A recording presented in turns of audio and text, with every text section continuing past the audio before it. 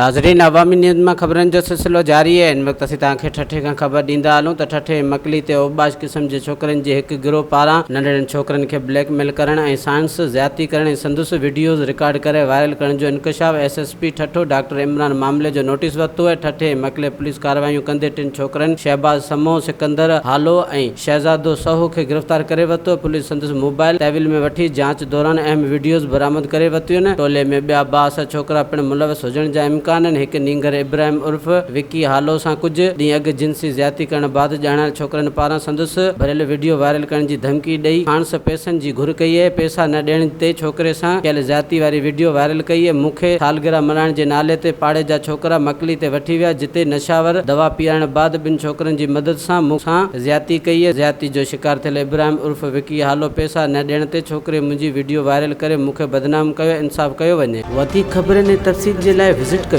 असांजी website awamiNewsHD.com ऐं ॾिसंदा रहो अवामी न्यूज़ HD।